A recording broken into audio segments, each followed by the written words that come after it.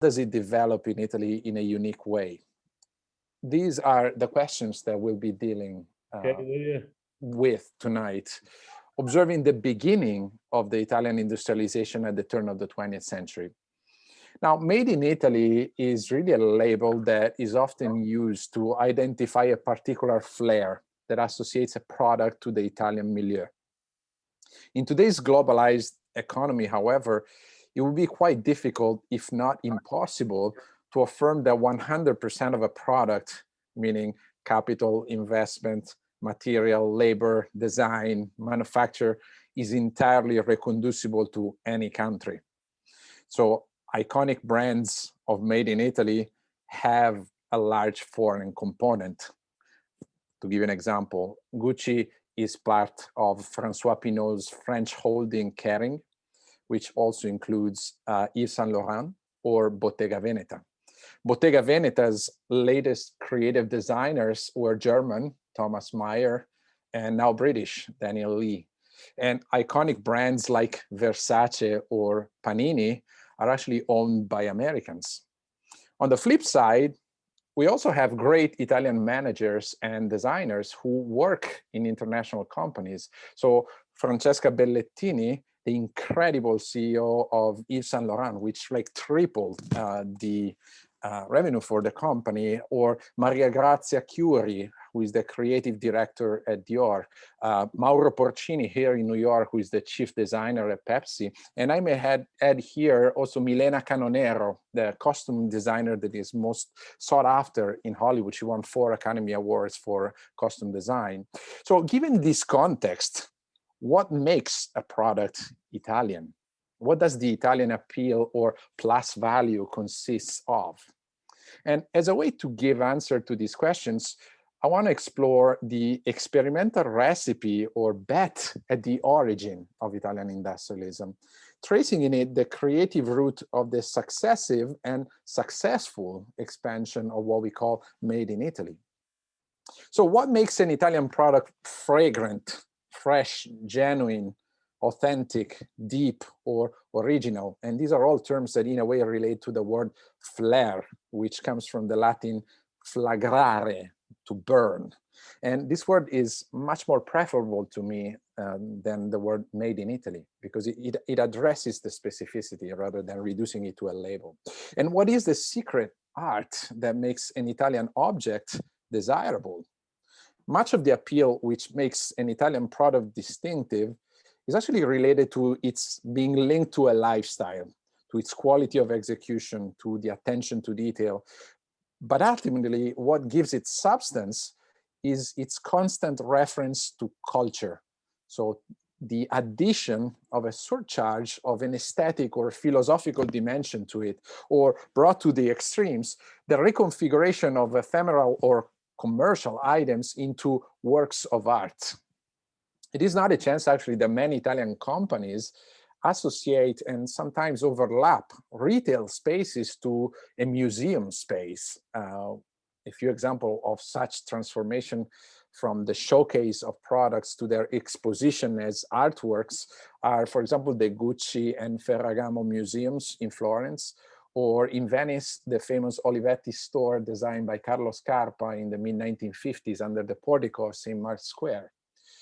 Now, this idea of adding a cultural or aesthetic element to the product dates back to the origins of Italian industrialism in the late 19th century and draws its roots not only in the dialogue with Morris' arts and crafts movement, so for example in Camillo Boito's theorization of decorative art in his journal Arte Italiana Decorativa e Industriale, which will be at the base of the Italian development of liberty, but also and above all in the strategy of commercial positioning. So in this sense, beauty, in a pragmatic sense, beauty or culture added a distinctive value to the Italian product, thus making up for Italy's lack of competitiveness due to its belated industrial start or development. So while England, Germany, and France had been experiencing significant growth since the mid-19th century, actually the agrarian crisis following the Depression of 1873 the Italian fear of episodes similar to the Commune in Paris in 1871, and actually Italy's dependence on foreign capital, especially for the development of railways and infrastructures, really delayed the start of Italy's industrial venture, which is now conventionally marked in year 1878, when the Italian parliament passed the first protectionist laws. Now, the age from 1880s to the 1920s is conventionally referred to in literary studies as decadentismo, following Croce's a posteriori reading of the age as the incubation of fascism. Only in the last couple of decades, the term modernism actually started to appear in reference to literature, breaking its exclusive Italian connection to architecture or to the ecclesial debate following Pius X's encyclical of 1907, Pascendi Dominici Gregis, which condemned modernism as a heresy. So decadentismo and modernismo actually define the concomitant and often contradictory phases of the same modernity, as both a descending time of crisis and an ascending time of exciting progress. Now, the same coincidence of decay and pleasure is found in the parallel definitions of the age as fin de siècle and belle époque, or in the prolonged luxury and decline of its city metaphor of Byzantium, as reflected in the Roman journal of the late 19th century, Chronica Byzantina. And this is also reflected in the English meaning of the word decadent. When we say the chocolate was decadent, we mean that something is both luxurious and decaying. So both words, decadentismo and modernism, however, fail to entirely grasp the complexity of this age of transition, not only from post-Risorgimento to fascism, but a transition, most importantly, from pre-industrial models to new systems of communication, transportation, and production.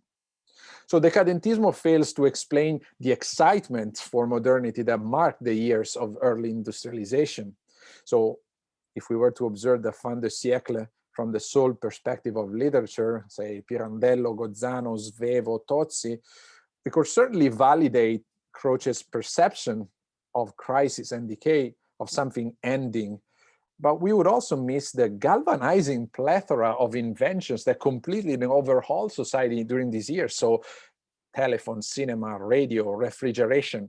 We would miss the extraordinary international recognition of Italian culture. So Golgi, Moneta, Carducci, Marconi received a Nobel Prize between 1906 and 1909. We would miss the excitement for universal expositions, the foundation of key brands like De Cecco, Bulgari, Olivetti, Bianchi, Gucci, Ferrari. We would miss the overconfident vitality of contemporary architecture. So in public buildings or in hotels like the Excelsior in Venice in 1908, or the Grande Albergo Campo dei Fiori near Varese in my city by Sommaruga in 1911, which is the first structure ever built at a kilometer's height. This is all but like a decadent society. It's actually a society of dreamers. On the other hand, though, modernism actually fails to give a coherent account of the impact that all these changes left on the cultural awareness. Its emotional record, often severing the material world or the new civilization of objects brought forth by industrialism from its intellectual counterpart. This gap is still evident in modernist scholarship, where design studies are often relegated to the realm of the so-called material cultures or lowbrow culture. Now, given this context, in my research, I want to observe these years as a creative laboratory of an oxymoronic notion of industrial culture, which purposely overlaps the world of industry, production, and innovation to the world of creativity, aesthetics, and imagination. It is actually here in the irregular formation of virtuous partnerships between Italian intellectuals and Italian entrepreneurs, or in the mixing of the languages of culture and industry, that I really trace the roots of the Italian intermediate model, which the father of design, Gio Ponti, would later theorize in his journal Domus since 1928 as really the culture of design. Now, I want to show you now how these irregular origins of Made in Italy came about through the examination of different sources coming from advertising, liberty, futurism, the Novecento movement, and also the impact, the influence of fascism on the definition of an Italian way to industry. And I'll share with you my presentation. Basically, I want to trace the roots of this Italian model, and I'm highlighting here some of its sources. The first is really in advertising, and as a way to deal with the birth of advertising, I have to talk to you about the figure of Julio Ricordi, who was an entrepreneur in the publishing industry. He was like the pioneer of lithography in the publishing of musical scores. Hohenstein was his creative director and was the one who developed the technique to actually publish a very difficult set of images, because like scores require the ability to design, to draw images, which is very different from the actual publishing in the press as lines in a book. He was also the patron of opera in Milan. He was the patron of Verdi, and he was the patron of the operas of Puccini. He was the one who discovered Puccini. Now, in 1895, the creative director, Adolfo Hohenstein, who was trained in Germany, actually introduced for the first time the idea of chromolithography applied to the promotion of operas. So chromolithography is the technique of writing on stone, lithography, literally, but also the writing in colors, which overlaps words and images in the same frame. So this technique was applied to the promotion of the operatic business of Ricordi. This is the promotion of La Bohème in 1895. And these are two images by Leopoldo Metlikovic, another incredible illustrator for of the period for Ricordi, for Madama Butterfly and Tosca. So these images want to give in a snapshot like the oral, visual, emotional, theatrical sensation of the overall opera. So a snapshot of 1 second that condenses the whole opera.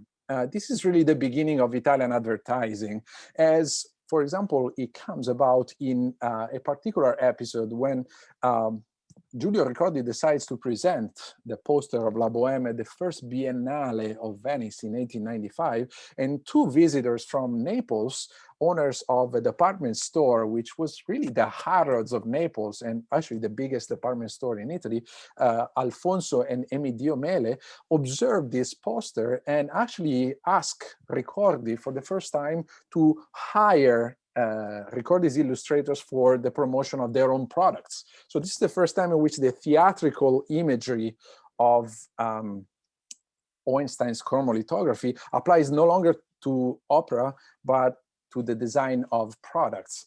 Here is Hohenstein for Il Resto del Carlino, a newspaper, and here is Marcello Dudovic, another great designer, for Mele. Now, if you observe these advertising pieces, you might see that there is a commercial dimension, kind of a selling message, but there's also an artistic dimension. So these are ephemeral pieces that are turned into the hands of these great illustrators into pieces of art, and actually into representations of this new modernity brought forth by industrialization. So if you observe Il Resto del Carlino, what we observe is actually the representation of the fleeting, of modernity as the fleeting instant, the transitory, so the coffee, the cigarette, the journal, the newspaper that is consumed in a contingent journal that is consumed in a very quick way, as the poster is consumed in a very quick way, because the posters were placed on the road and people were walking in front of them. So they were consuming it like in 1 second. In another way, the poster for Mele represents moda, so fashion, in Italian, as an intrinsically attractive yet ephemeral language, which is at the root of modernity, modo odierno, the way of today. So modernity is really being in the present. So it's a sort of presentism. Moda is this representation of this presentism, because moda lives only in the present. Now, a couple of other images that I want to show you. One is from Marcello Dudovic, Liquore Strega, very famous image, and the other by Leopoldo Metlikovic, another of the designers of the opera posters, and this is related to the launch of the Spezia, La Roma La Spezia liner. If we observe these images, we see once again that they are not just promotional messages, but they tend to transform the ephemeral object into something more, into kind of a canvas, into art. So in the representation of Liquore Strega, we actually see a synesthetic image where modernity is related not to just the product, which actually is an infinitesimal part of the image. It's just the glass, the shot. But the representation of the image is really a representation of the pleasure that the product generates, from the glass to the hair of the woman, and also the representation of her pleasure with the lifting of the skirt. It's also related to kind of a sensual pleasure.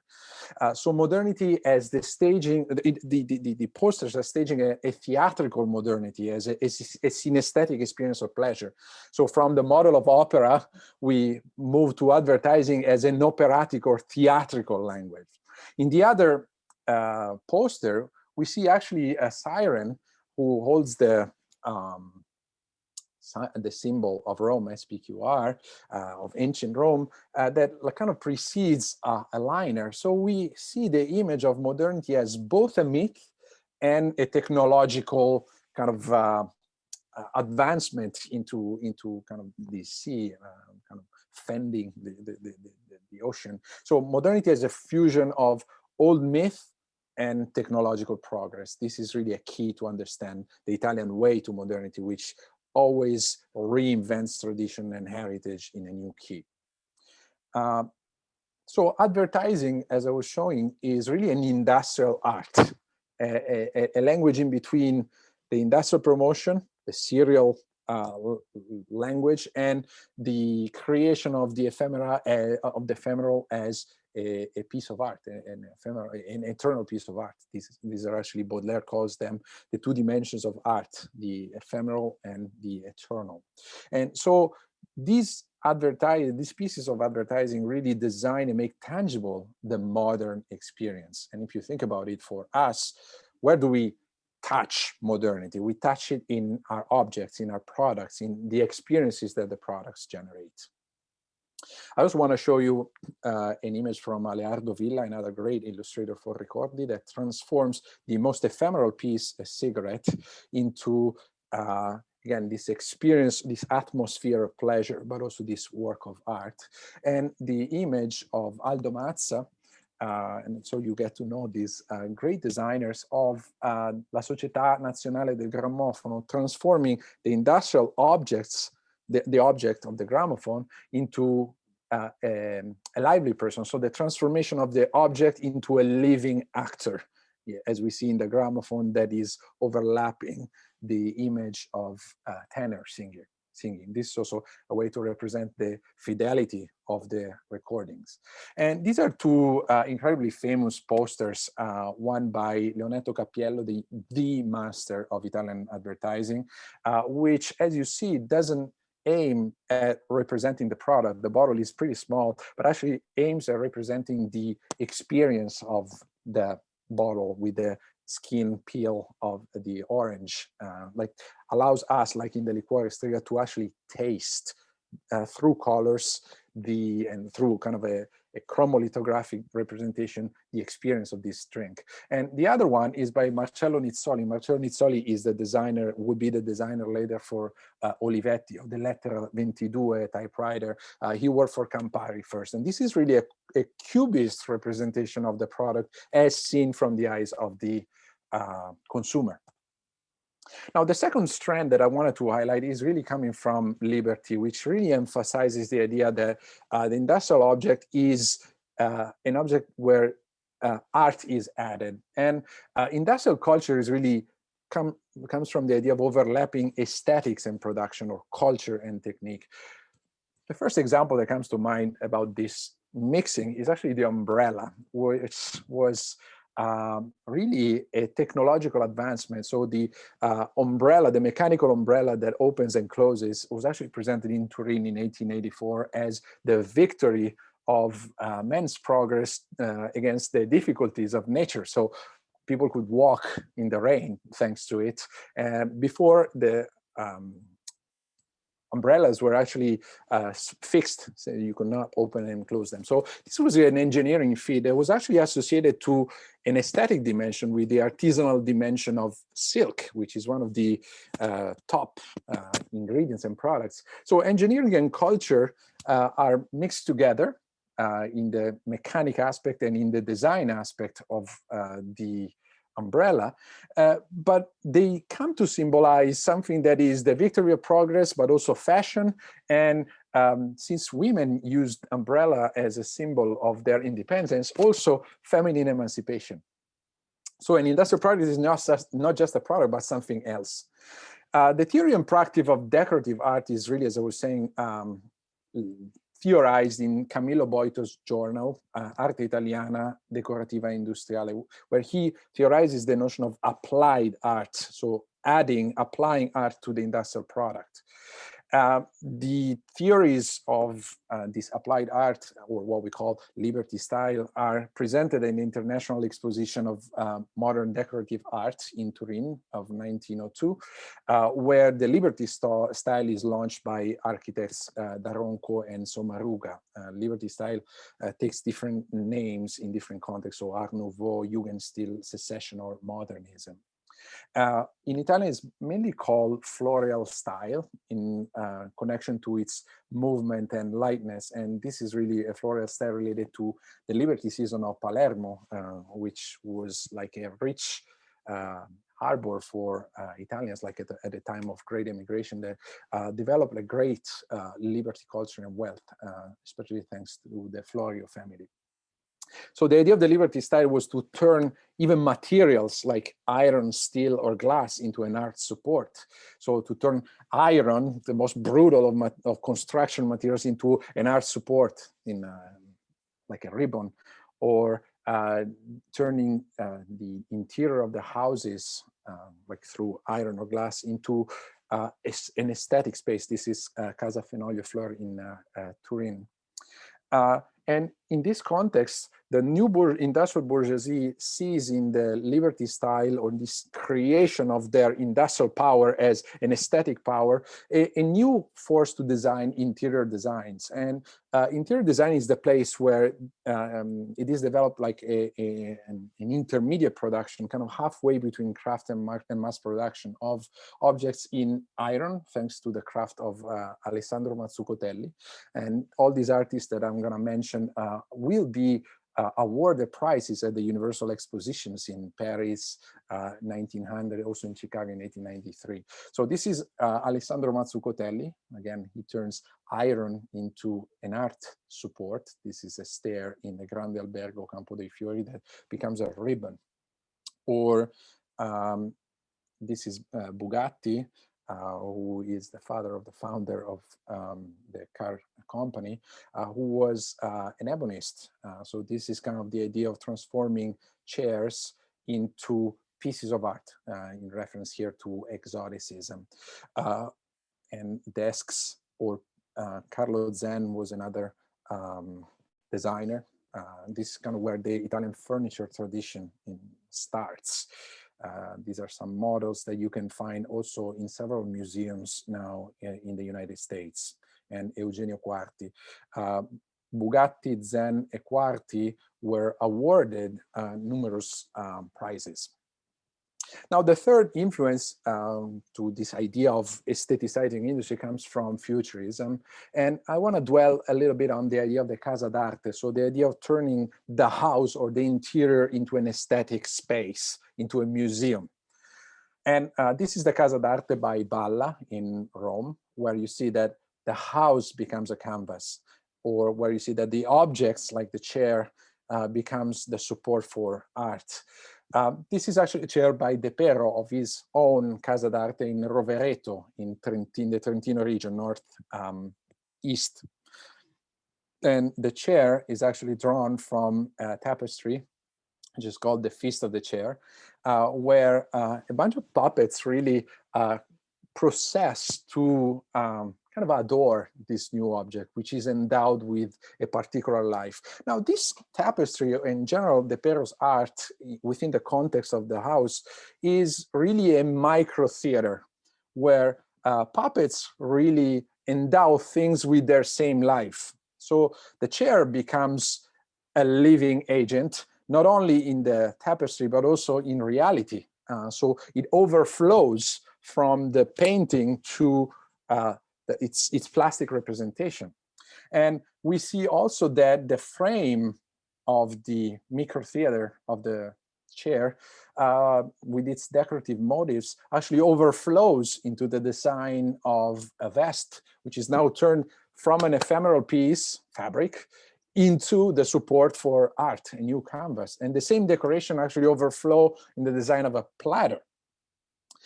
Now, we were talking about puppets, and these puppets are actually drawn from De Pero's idea of the balli plastici, which was his plastic dances, like his children's theater, where the idea of the puppets for children that become actors is applied, is again overflowing from theater to the design of objects of the house, where the objects of the house become the puppets and the house becomes the mini theater. So this is a Pinocchio object. And here is another object that is an animal, a parrot here, which is related to the attempt to transform the object into a living agent. The same logic applies to the idea of transforming the objects, or decorating the objects with animal figures, or actually turning the objects into animals themselves, as in this lamp turned into a monkey. And this principle of overlapping, of overflowing from one art to the other in the space of the house also applies to the creation of commercial objects. This is like monkey drinking Campari soda by De Pero. De Pero worked with Campari. This is an incredible partnership. The same object applies to Vanity Fair, when De Pero actually spent a few years in New York City in the late 1920s, early 1930s. It applies to the creation of puppets and to the creation of forms of these puppets, geometrical forms that move from the body to the glass, and from the glass to the reverse chalice that becomes then the object puppet that is the most iconic bottle of Italian design for Campari, designed in 1933. It's still used nowadays after almost 9 decades. The other element of reflection that I want to add to the table is really the reflection of Gio Ponti, father of Italian design, but also theorist of part of the Novecento movement, the return to order in the 1920s after the season of the avant-garde. So Gio Ponti was the first designer who was deliberately appointed as director of the design of a company. This is the company of porcelain Richard Junori. And he really developed for the company a hybrid modern style that reinvents classicism with a modern key. So as in the idea of Metlikovitz, of the liner, of the siren and the liner, in the same way, ceramics is reinterpreted in between tradition and innovation. These are some of his pieces that are, once again, intermediate pieces where the serial element is made unique by the authorial gesture of the designer. Now, he really launches a culture, Gio Ponti, of design and expositions in the 1920s, from which then the design movement is formed. So these expositions were places where product and objects and works of art could be displayed. So there were places where designers and painters and industrialists actually could gather together. They were really an occasion for artists to meet and have a reciprocal exchange and promote this design movement. Among them, I want to mention two in Italy and one in France. Two in Italy are in Monza in 1923 and 1927. The exhibitions in Monza are actually the forerunners of the Triennale in Milan, which is still now the most important design exposition. And the first of 1923 is the first where actually Gio Ponti and Giulio Marangoni present their works. Giulio Marangoni is actually the founder of ISIA, Superior Institute for the Art Industries, who would later find the journal Casabella, which in conjunction with Domus is the platform of development of design. And in 1927, Gio Ponti presented his series for La Rinascente, the new department store with Emilio Lancia. The other exposition that is really key to understanding the development of design is really the exposition of Paris of 1925, where Gio Ponti presents his most famous vase, the Perspectica vase, and where three other Italian designers concur and launch their career. One is fashion designer Maria Monaci Gallenga, who launches her collection of Renaissance fabrics and motifs reinvented in a modern key. The second is Elsa Schiaparelli, who in Paris will actually encounter the Surrealists. She will encounter Cocteau, she will encounter Miro, she will encounter Dali, with whom she will design the lobster dress that I chose for the background of my presentation.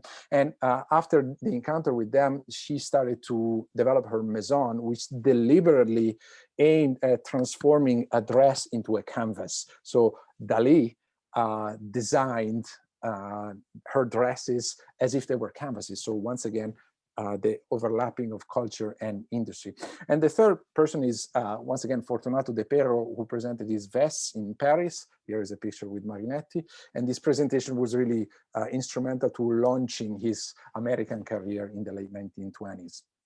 I want to take like a quick parenthesis on the impact of fascism in developing a notion of an Italian design. And this is like the advertising of Gino Boccasile, who was the designer of the Ventennio graphic style, so the style, the font of fascism, but also of the masculine figures, muscular figures that the regime wanted to have in its propaganda.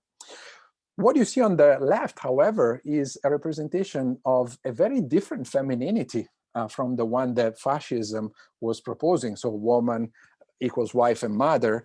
But the image of this femininity, which is also confirmed in the campaign of the Signorina Grandi Firme, so the big brand's lady, which is a very emancipated woman. Boccasile will go as far as to have like a bare chest image of the Signorina Grandi Firme. And this is really to say that design and fashion was actually considered kind of a lower level art, and therefore something that was less subject to censorship.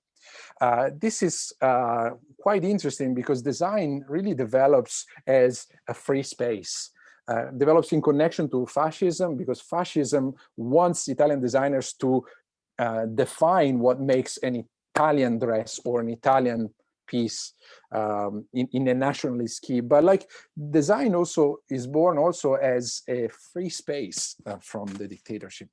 Now I want to get to Domus, where all these trends are like concurring together in the theorization of Gio Ponti of design and the birth of what we call Italian design. So the influence of advertising, modernity as an aesthetic experience, the influence of liberty, so decor as decorating, applying art to the objects, futurism as the idea of the objects as living actors in the theater of the house, the Novecento movement, like the idea of the return to order, and fascism in the impact on the development of a national style.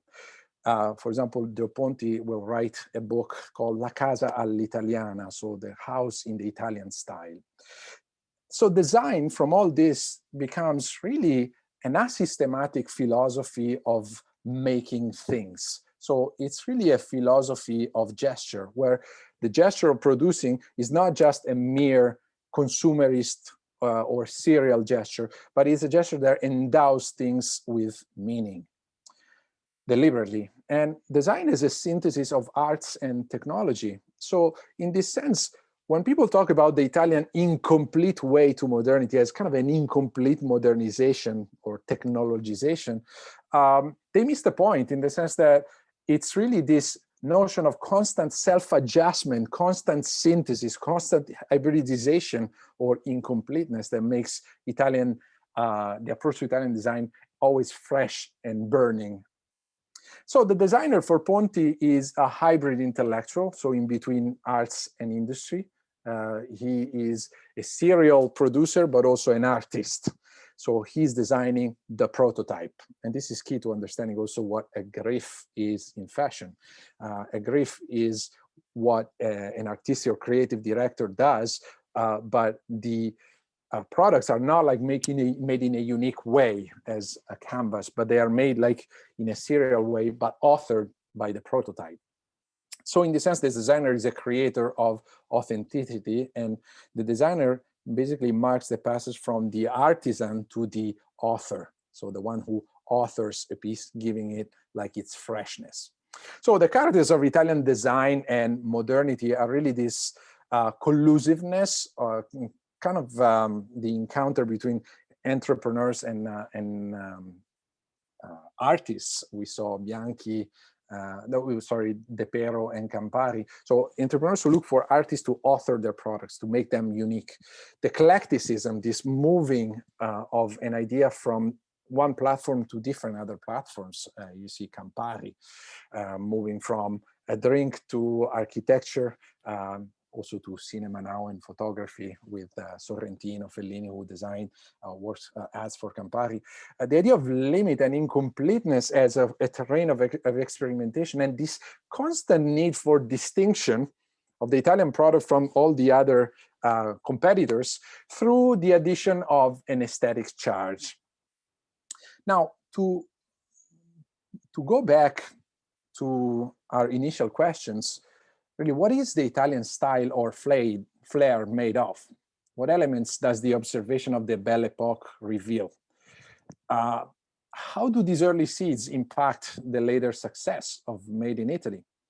Now, we saw that the aestheticization of objects originally responded to the need of finding a competitive niche for Italy's belated industrialism. But as time went by, it also configured a specifically Italian attitude in creating things, modeled around a certain kind of mentalism. So the development of an idea of an art preceding execution, eclecticism gathering different forces, heterogeneity and tension of opposites. So this aesthetic approach in the design of objects inevitably related to the design of their lifestyle, of a material and aesthetic way of being, a cultural model, and ultimately a design of a kind of modernity, of a different modernity. So in this sense, we can argue that the Italian art of objects really mirrors a restless modernity in continuous self-adjustment, unceasingly searching for new unpredictable styles out of the fusion of past and present elements. So again, this prolonged incompleteness is not a weakness, but a distinctive resource. And what people call the renaissance of the 20th century in Italian fashion and design, and the ongoing appeal of the artistically driven model of Italian lifestyle, are really just reflection of this incomplete DNA.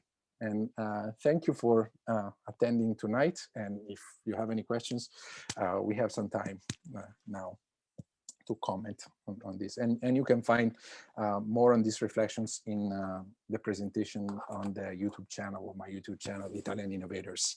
Thanks. Thank you, Luca. Thank you very much for this very interesting, rich presentation. I have, of course, several questions. As I tell my students, I always have questions, but let me first leave space to others if they have a question. Otherwise, I'll go ahead. Any questions? Frederick, go ahead. Yeah, firstly, wonderful presentation. It's very interesting to learn about the evolution of this market, this made in Italy style. I was just wondering, how would you say that the technological advances of today, so like the internet or like e-commerce, how would that affect this sort of brand? Thank you for the question. Certainly, Italy today is not like exempt from kind of the new industrial dynamics that are brought forth by the digital means and the digital revolution. Social media marketing and all the stuff. But I want to point out like one particular experience that is significant or revealing of a distinct approach, which comes from the brand that I mentioned earlier, Bottega Veneta, which is now a leading brand. It really emerged over the past 5-10 years as a leading brand in the fashion industry. Bottega Veneta produces leather purses, which are incredibly beautiful. The position of Bottega Veneta is a position that denies or rejects the logo culture of fashion, developed like since the 1970s, where the value of an object lies in its logo. The logo is a sign of authorship, but is also a fetish in a way. So the kind of the management of a brand like Bottega Veneta is actually placing the value of the product not in the logo, but in the style, which is the intrecciato style. It's a particular weaving style of the leather, where the idea of the differentiation lies in the coming out of the serial logic of the logo, but in the explicit distinction coming from the quality of the product, which doesn't need to say, hey, I am good because I have this logo. So in the Bottega Veneta products, you will not find a logo.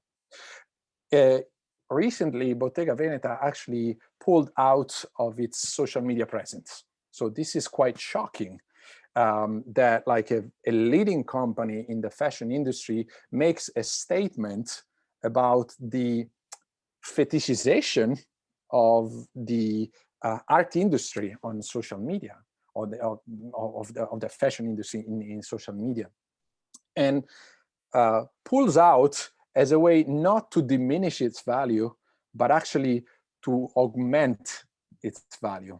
Because if in the logic of quality, actually less is more.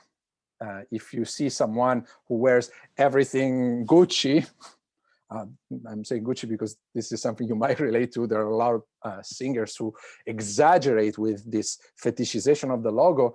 The more they add, the less value that product has. So in this sense, luxury, as Thomas Meyer used to say, the designer of Bottega Veneta, is a point of view that is more about what you hide than what you exhibit. And in this sense, this goes back to an Italian approach that the 16th century diplomat Baldassar Castiglione called Sprezzatura, which in modern days is kind of translated as graceful ease, which is a model that aims at creating a complex simplicity. So a very elaborated way to beauty, mentalism, which however looks very fresh and not complicated. So this is a model of Bottega Veneta that I think highlights a particular version of what I was trying to trace in its early developments, but that still continues to apply to our present. Thank you for the question, though. Any other questions? Anyone coming forward? Or... No, well, while we wait from, I'm gonna go forward with one of my questions. Luca, as you were showing some of those beautiful advertising posters from the early 20th century or late 19th century, really reminds me of some posters that I worked for. There were some calendars, postal calendars of late 19th century, where you have this, it's also beautifully done in Liberty style, and you have them all the way through the 40s. These postal calendars that really represent a very modern Italy that on the one side reflected an urban, not rural, modern lifestyle, but also really in conversation more with abroad, with countries abroad than Italy itself.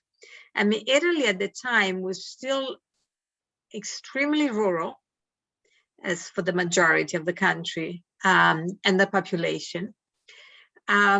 So I was wondering if you could say something about the aspirational symbolism of some of these images. And like, for example, the woman smoking that you showed by Aleardo Villa from 1900. You know, I still remember one of my aunts who lived in kind of the province, even in the 70s, she was afraid of being seen smoking outside.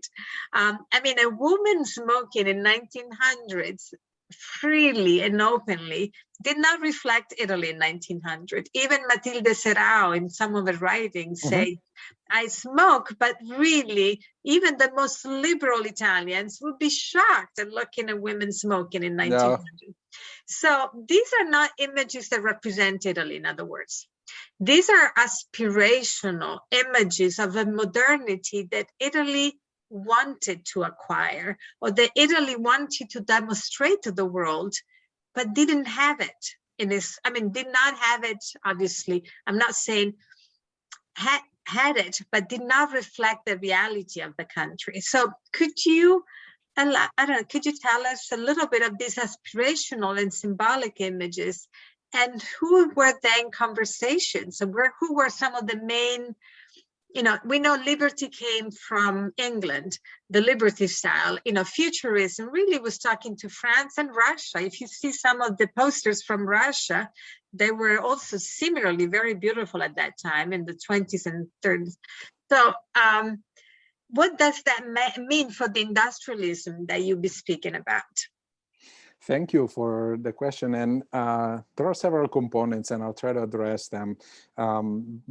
The overarching idea that you imply, saying the aspirational symbolism, translates into the idea, which many scholars discuss about, of design as a bid for modernity.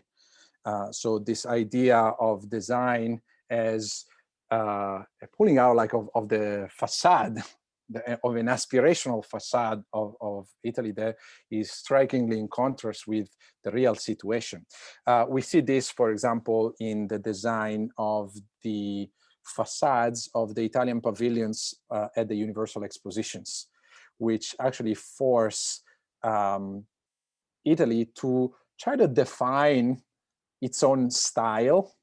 And sometimes its own style is defined in reference to the past. So in 1900s in Paris, the pavilion was related to kind of the domes of St. Anthony in Padua, so the relationship to the past. In 1878, they were related to a Gothic pavilion. But then moving into the 20th century, in 1904 in St. Louis, Sommaruga designs the first modernist pavilion. So relating the Italian facade in the general context to a modern style. And in 1915, in San Francisco, Piacentini, who would then become like the architect for Mussolini, designs the so-called Cittadella Italiana as a synthesis of Italian elements. So this is one element, one spot where there's a discernment, there's a kind of a laboratory of what image do we want to have? Do we want to relate to our past, or do we want to relate to our kind of bid for modernity?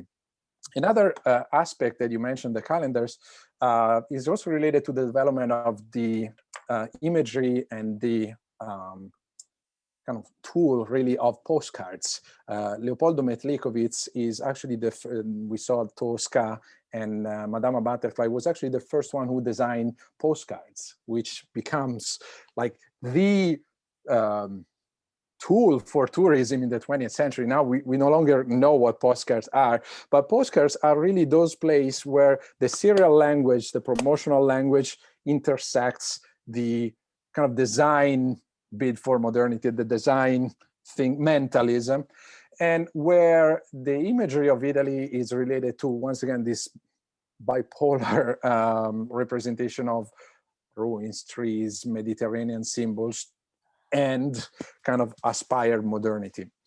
With regard to cigarettes, certainly Matilde Serrao talks about the non-convenience of women to smoke in public, but actually in the late 19th century, all over Europe, the movement of emancipation actually used cigarettes a lot. If you think about Carmen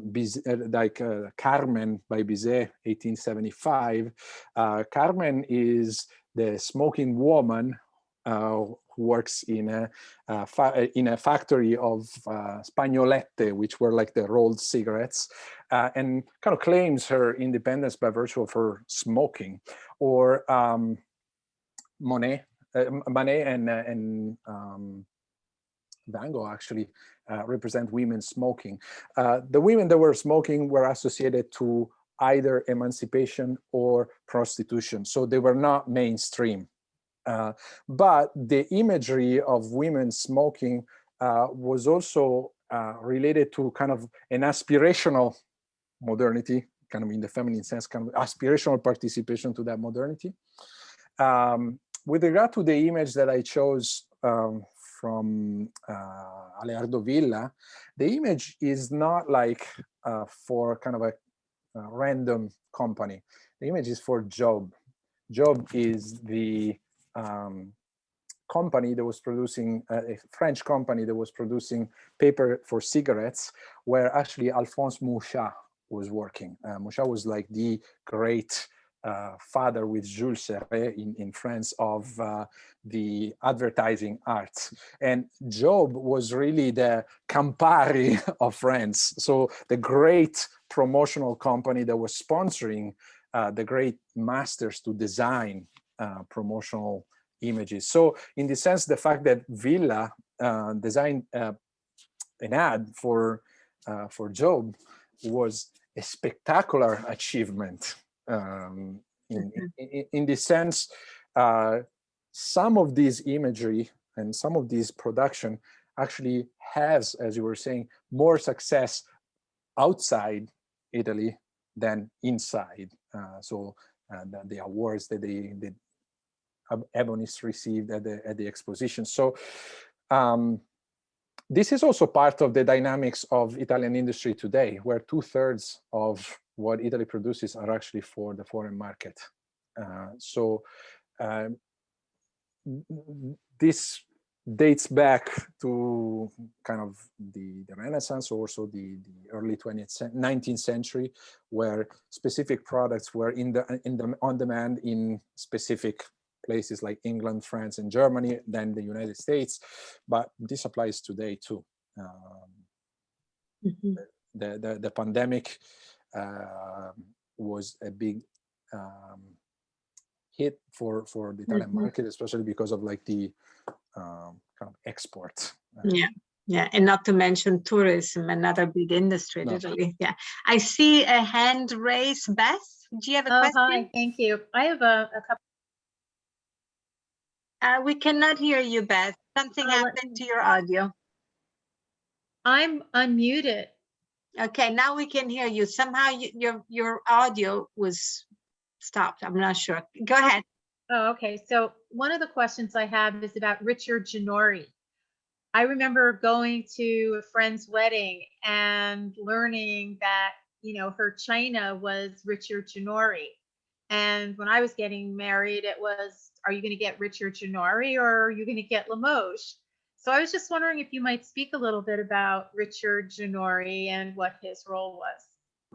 Well, Richard Junori is founded in 1735. So it's one of the kind of oldest manufacturing sites in Italy. And it actually went bankrupt. There is like now recently there is now a series of kind of bids for kind of recovering this historical heritage. And it was a company that really was instrumental to the creation of design the formation of Italian design, because it was one of the first that really bet on the presence of an artistic creator, of an artistic designer to connote the value of a product.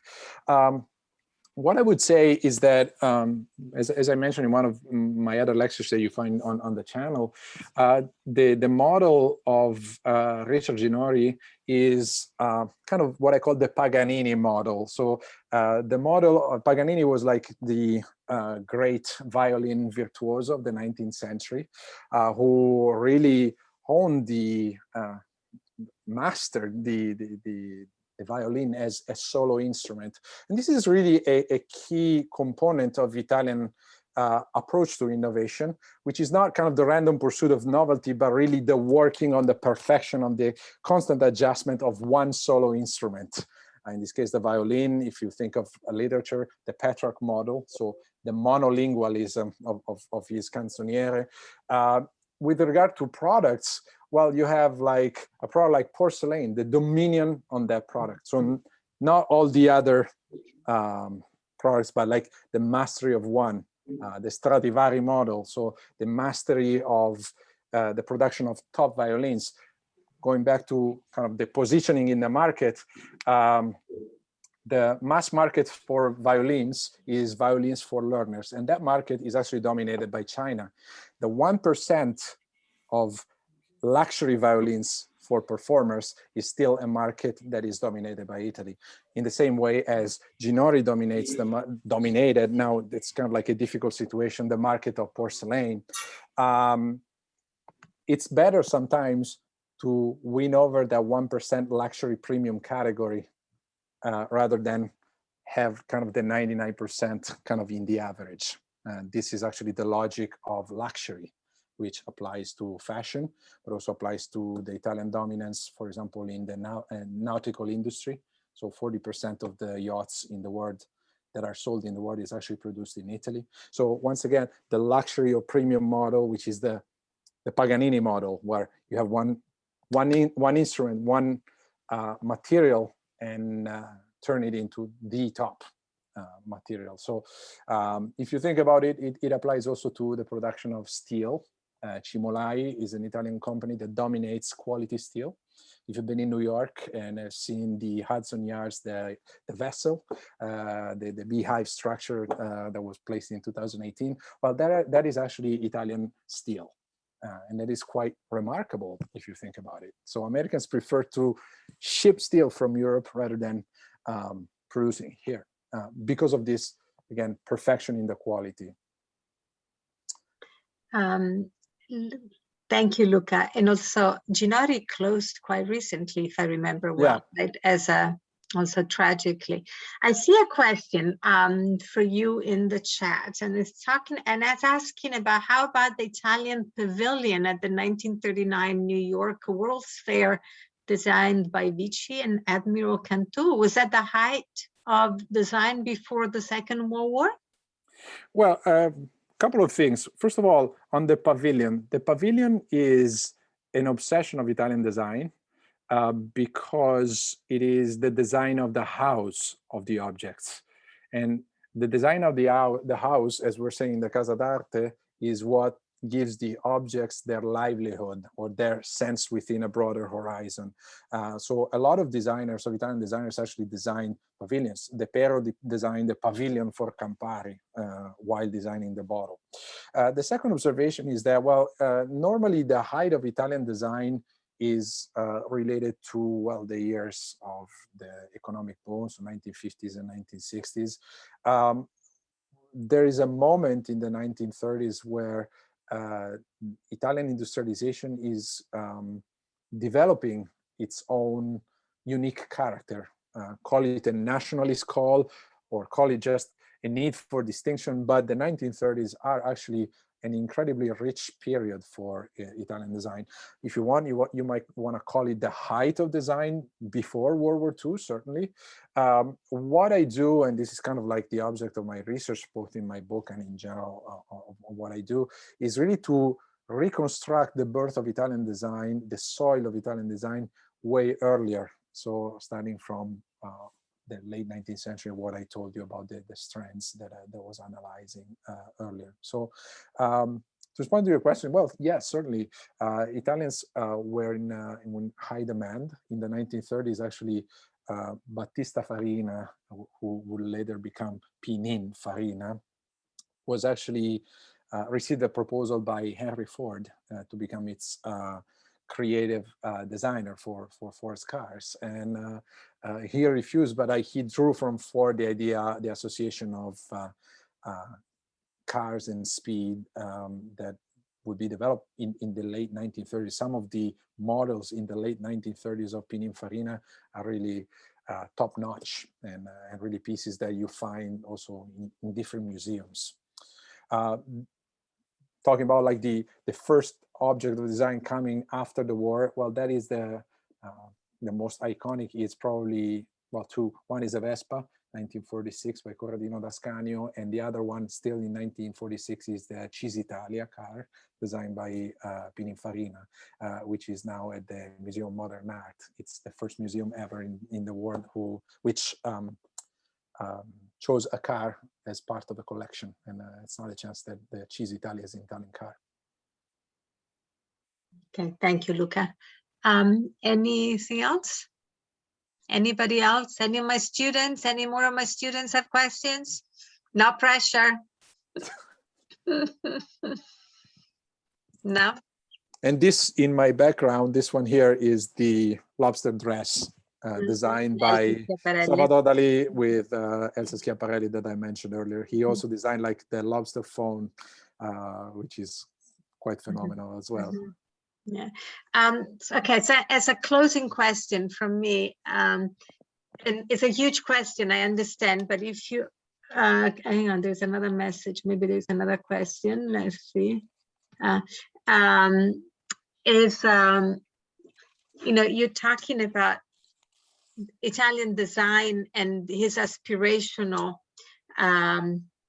projection towards modernity, but a lot of the design in Italy, whether it's fashion, clothing, whether it's furniture, it's really also based on artisanship, which has a very, so on the past as a technique.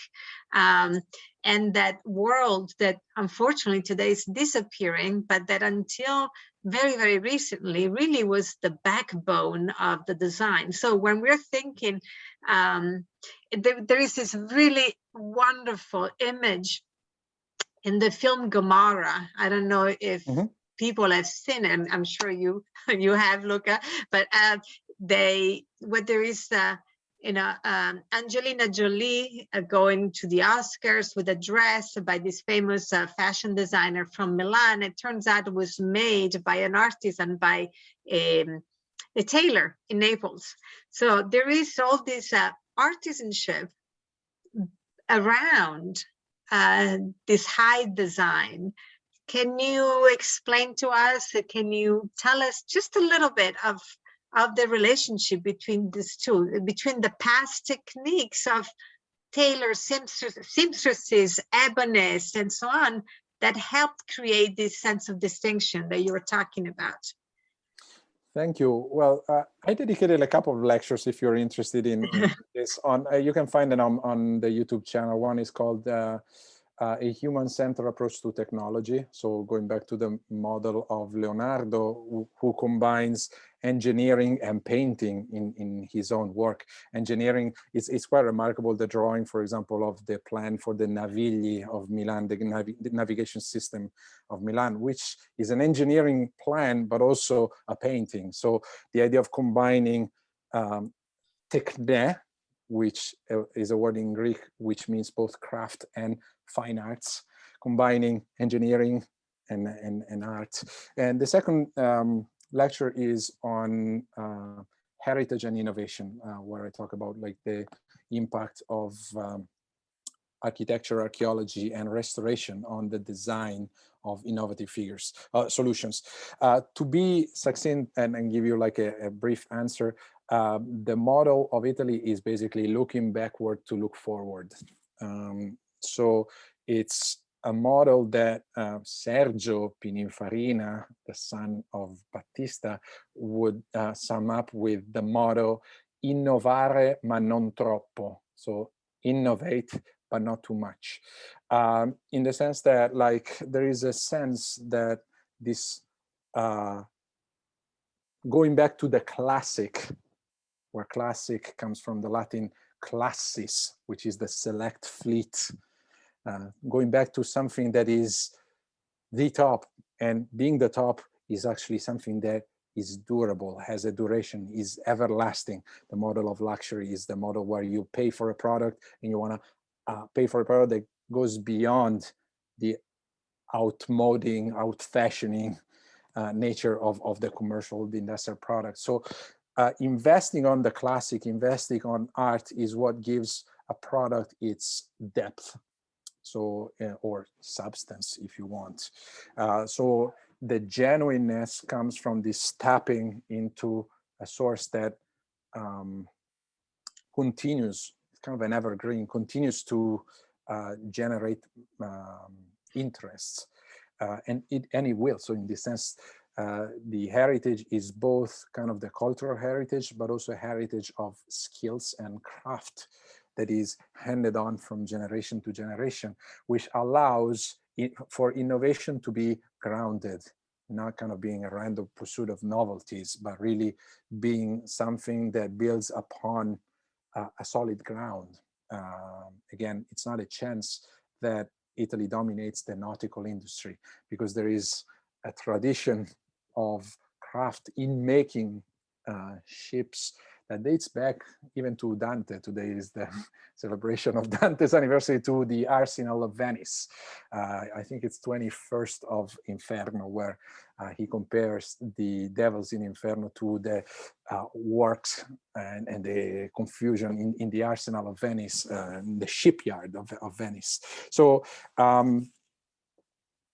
this is to say, once again, the cultural heritage is not a limitation or an imperfection or something that allows someone to say this is an incomplete modernization, but is actually the distinctive resource which grounds the product and makes it distinctive.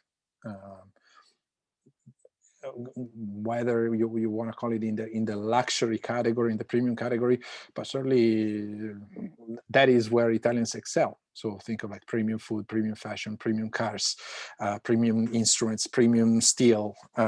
So that's where the niche, the positioning becomes interesting, and also where the distinctive value emerges. There would be a lot to say on this, but like, thank you very much. This has been really wonderful. Thank you so much for coming and talk to us today. I'm gonna clap you also for everybody else. And yes, you can unmute and clap yourself, but thanks again. And it was recorded, so anyone who wants to circulate, you will find the link on our website. And all the best for your next book. Grazie.